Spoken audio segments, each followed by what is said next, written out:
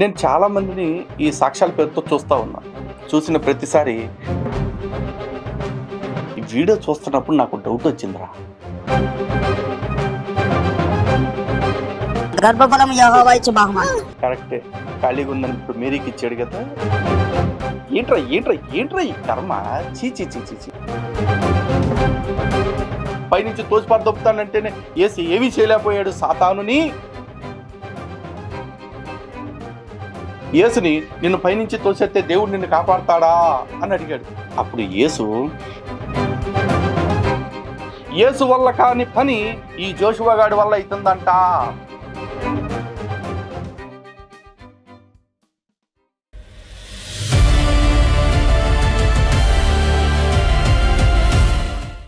హిందూ బంధువులందరికీ జై Shriram. Welcome to testimony roasting. అదే అండి, చిల్లర సాక్ష్యాలు. నేను చాలా మందిని ఈ సాక్ష్యాల పేరుతో చూస్తా ఉన్నా. చూసిన ప్రతిసారి ఇదిరా సాక్ష్యం అంటే, బహుశా ఇంతకంటే చిల్లరగా ఎవడో చెప్పలేడు అనుకుంటా. కానీ అలా అనుకున్న ప్రతిసారి కూడా వాళ్ళు, ఒరే నువ్వు ఎవడురా, నువ్వు ఇంత తెలివి తక్కువ ఉన్నావేంటరా, మేము దిగటానికి 10 మెట్లు కాదురా 10,000 మెట్లు ఇంకా బోల్డ్ ఉన్నాయి దిగటానికి అని చెప్పి ప్రూవ్ చేస్తూనే ఉన్నారు. ఎవ్రీ టైం ఇదే నీచత్వానికి పరాకాష్ట అనుకుంటూనే ఉంటా. కానీ వాళ్ళు మన డిసప్పాయింట్ చేస్తూనే ఉన్నారు. అలా మన డిసప్పాయింట్ చేస్తూ చెప్పిన మరో నీచమైన సాక్ష్యాన్ని ఈరోజు మీ ముందుకు తీసుకొస్తున్నాను. ఒక్కసారి చూడండి. అయితే ఈ సాక్ష్యం చెప్పే ముందే ఒక చిన్న డిస్క్లైమర్ వేస్తా ఉన్నా. ఎవరైనా కొంచెం నాసియా ఆల్రెడీ ఉన్నా, లేకపోతే ఓసిడి లాంటి సమస్యలు ఉన్నా, మీ అందరికీ ముందే చెప్తున్నా, ఈ వీడియోని స్కిప్ చేసేయండి. అలా కాదు కూడదు అని వీడియో మొత్తం చూసి వాంతులని బేగులని అని చెప్పేసి తర్వాత మళ్ళీ నా మీద పడి తిట్టుకుంటే మాత్రం ప్రయోజనం లేదు. క్లియర్గా చెప్పేస్తున్నా. లేదు, ఎవరన్నా గుండెను గుండ్రాయి చేసుకుని దిట్టంగా పెట్టుకుని అలాగే వీడియో చివరిదాకా చూసిన తర్వాత చీదీనమ్మ బతుకు బురదలో పంది బతుకుతుంది, ఈ పాస్టర్ గాడు బతుకుతున్నాడు అనుకుంటే మాత్రం మీ ఇష్టం. ఈ వీడియోని ఎక్కువ మందికి షేర్ చేయండి. ఓకే, నేరుగా సాక్ష్యంలోకి వెళ్దాం. దామ్మ మెరుపుతిగా అభిషేకం నాతో ఉన్నట్టుగాని తీసుకెళ్లాను. అయితే తీసుకెళ్ళిన ఒక 2 days కి విపరీతమైన గొంతు నొప్పి, మంట, దగ్గు, అసలు ఏమవుతుందంటే మాట్లాడి కూడా రావట్లేదు. ఇప్పుడు చూసావు గాడు నన్ను అట్ట పెట్టుకుని ఇలా తెరిసి మరీ తుడుచుకున్నాడు. అది వాసన చూస్తుంటావు, మొత్తం అన్ని వరుస పెట్టి కొట్టుంటాయి. అంతేనా? నేను నాకు చిన్న జ్వరం వచ్చిన టాబ్లెట్ వేసుకుంటా, కానీ ఆ రోజు మాత్రం నాకు ఖర్చు తీసుకుని గొంతు మీద వేసుకుని పడుకున్నాను. తెల్లాసరికి నొప్పి లేదు, దగ్గు లేదు, అసలు అభిషేకం ట్రాన్స్ఫర్ అవుతుంది. ఎంత కాన్ఫిడెంట్ గా సాపాట్లు కొడుతూ దేవుడి కనపరచండి అన్నాడు కదా. మరి గుడిసేటోడు ఈ వీడియో నాడు యూట్యూబ్ లో ఏం చేశాడు చూడండి.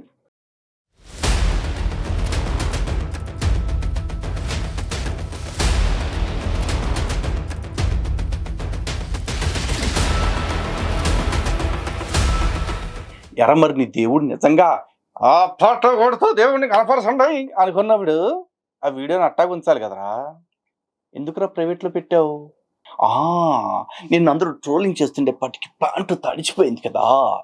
ఎస్, అరే గూట్లే. ఇప్పుడు ఈ వీడియో చూస్తున్నప్పుడు నాకు డౌట్ వచ్చిందిరా. ఆ పెచ్చది నీ ఖర్చు పట్టుకెళ్ళి గొంతు మీద పెట్టుకోగానే అన్నీ పోయినాయి అంది.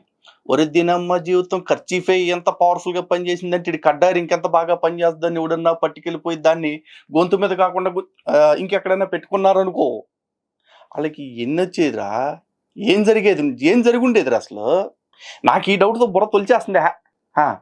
పోనీ ఏదో ఒకటి, అసలు నువ్వు అంత కాన్ఫిడెంట్గా పాటలో కొడుతూ అని అడుక్కున్నావు కదా, నాకు వీడియో ఎందుకు ప్రైవేట్లో పెట్టావు అనే దానికి మాత్రం సమాధానం దొరకట్లా.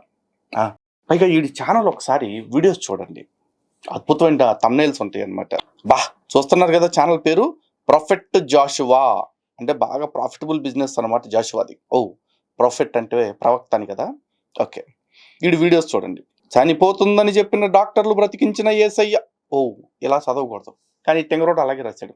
చనిపోతుందని చెప్పిన డాక్టర్లు బ్రతికించిన యేసయ్య.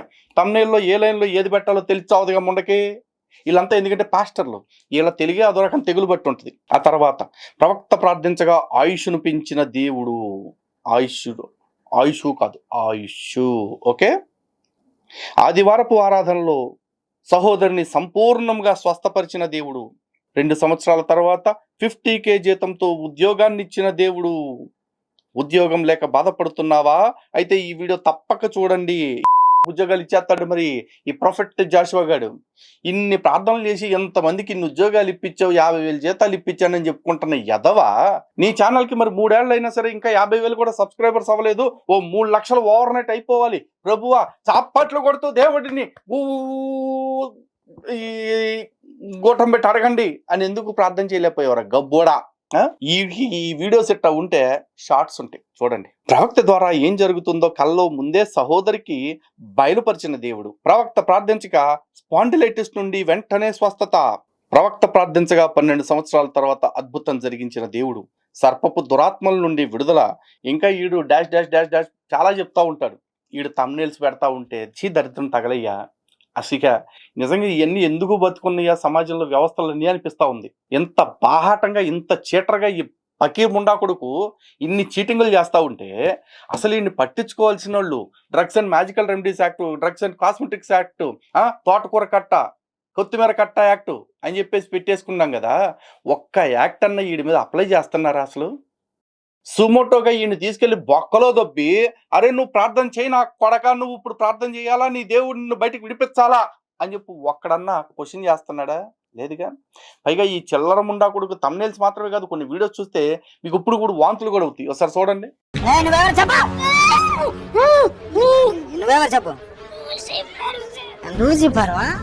దాని పేరు కూడా దానికి చెప్పుకోవటం రావట్లేదు కదమ్మా. లూసిఫర్. అది లూసిఫర్ కాదు, లూసిఫర్. పిల్లల కొరకు ప్రార్థన చేస్తున్నారు. అవునా? గర్భఫలం కొరకు ఇస్తున్నారు. దేవుడిని గర్భం ధరిస్తున్నాడమ్మా, నేను కొడుకుని ఇస్తున్నాడు. ఇచ్చేస్తున్నాడు ఏకంగా. బయటకు వచ్చేసారు. కమౌట్. ఏయ్ ఏయ్ సైతానా బయటకు వెళ్ళిపోయి. ఇది సర్పం, ఇది పెద్ద సర్పం. నీకంటే పెద్ద పాంగడి వాడు ఉంటాడు పకీరోడా. ఏం చేస్తున్నావు చెప్పు, ఏం చేస్తున్నావు చెప్పు, ఏం చేస్తున్నావు చెప్పు. నువ్వు ఇచ్చేది నేస్తున్నాను సైతానా, దేవుడు ఇస్తాడు నిన్ను, నేను బంధిస్తున్నాను. గర్భఫలం యెహోవా ఇచ్చే బహుమానం, నువ్వు దాన్ని ఆపాలి. కరెక్టే. ఖాళీగా ఉందని ఇప్పుడు మీరికి ఇచ్చాడు కదా, ఇప్పుడు ఏమకి ఇస్తాడులే. ఎవరున్నారు ఇక్కడ చెప్పు.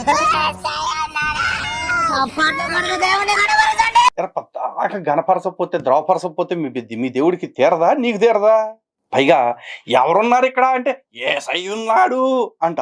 ఒరే ఒక్కసారి ఇజ్రాయెల్లో యేసుక్రీస్తు సమాధి మీద చూసుకోండి రా, అక్కడే రాశారు హీఈస్ నాట్ హియర్, ఆయన ఇక్కడ లేడు అని చెప్పేసి. కానీ వాస్తవం ఏంటంటే ఆయన ఎక్కడా లేడు, ఎప్పుడూ లేడు. ఎందుకంటే ఎప్పుడు పుట్టిందే లేదు కాబట్టి. అట్టంటోడు ఇక్కడికి వచ్చాడంట. అంటే నువ్వు మాయ చేయటం, వాళ్ళు నీ నటనకు తగ్గట్టు నువ్వు పావులు అయితే వాళ్ళు 25 రూపాయలు యాక్షన్ చేయటం, మాకు ఏంట్రా ఏంట్రా ఏంట్రా ఈ కర్మ. చీచి చీచి చీచి చీ దైత్రులారా దైత్రులారా. చూస్తుంటేనే వాంతులు బీగులన్నీ వరుసపెట్టి అయిపోతా ఉన్నాయి.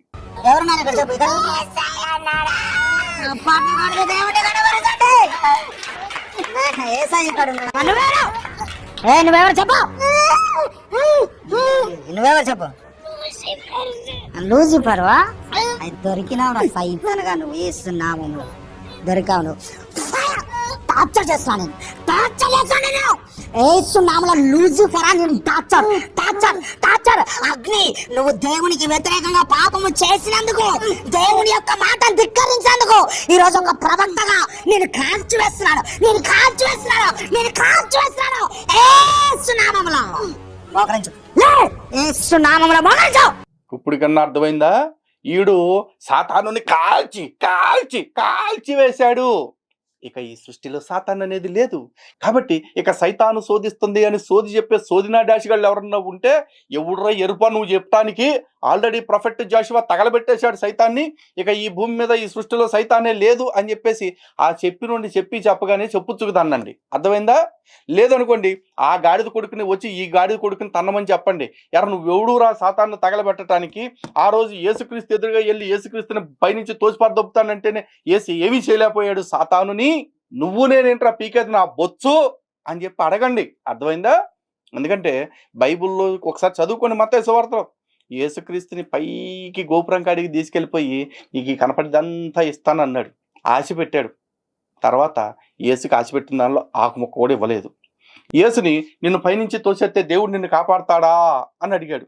అప్పుడు యేసు అలా దేవుడికి మనం పరీక్ష పెట్టకూడదు, మనం దేవుడు పెట్టే పరీక్షల్లో గెలవాలి తప్ప అని తప్పించుకున్నాడు. ఇక ఆఖరిగా సాతానా పొమ్ము అన్నాడు. అంతేగాని ఈ ప్రవక్త గారిలాగా సాతానా ఆ ఫైర్ నిన్ను తగలబెట్టేస్తా, నిన్ను పిసికేస్తా, నీ పొట్లాలు నలిపేస్తా అని చెప్పి అనలేదు. ఎందుకు? యేసు వల్లే కాలేదు. యేసు వల్ల కాని పని ఈ జోషువా గాడి వల్ల అవుతుందంట. ఇప్పుడు చెప్పండి రా అబ్బాయిలు, పాస్టర్లు అందరు కలిపి, యేసే పీకలేకపోయినా ఆ సాతానుని ఈడు పీకేశానని చెప్తున్నాడు. మరి ఈడు అబద్ధ ప్రవక్త, నిజ ప్రవక్త? చెప్పండి. అట్టాగే ఈడు పవర్ అంతా అయిందాక ఆడు తుడుచుకున్న కర్చీఫ్లో ఉందన్నాడు. అట్టాగే ఈడు కర్చీఫ్లో ఏదో పవర్ ఉందని, ఈడు వేసుకున్న కడ్రాయర్లో ఏదో పవర్ ఉందని చెప్పేసి ఆడు ఒంటి మీద ఉన్న గొడ్లన్నీ పీక్కుని వెళ్ళిపోయారా? మీ కర్మ మీకు కాలిపోయినట్టే.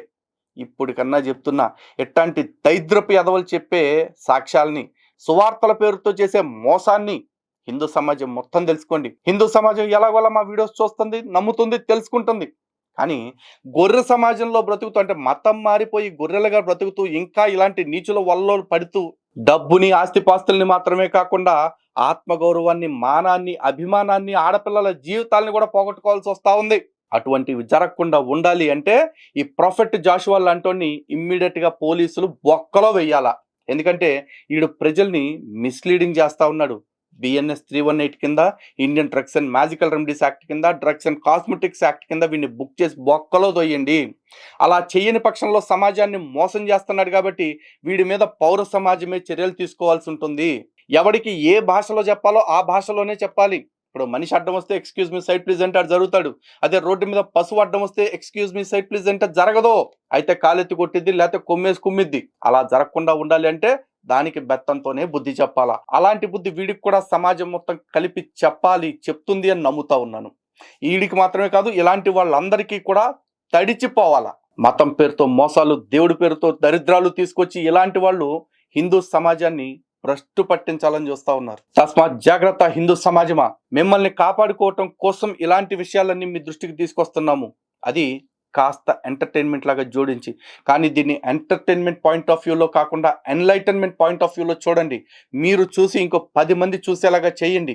వాళ్ళందరూ కూడా చూసి వాళ్ళు ఇంకో 10 మందికి పంపితేనే ఈ సమాజం మొత్తానికి కూడా జరుగుతున్న మోసాన్ని చూపించగలిగినప్పుడు మాత్రమే మన దేశాన్ని, మన ధర్మాన్ని, మన సమాజంలో ఉన్న సాటి మనుషుల్ని కాపాడుకోగలుగుతాం. ఇలాంటి మహోద్యమంలో మీరందరూ కూడా భాగస్వాములు అవుతారని, మాకు వెన్నంటి నిలబడతారని మనస్ఫూర్తిగా కోరుకుంటున్నాను. జై శ్రీరామ్. భారత్ మాతాకి జై.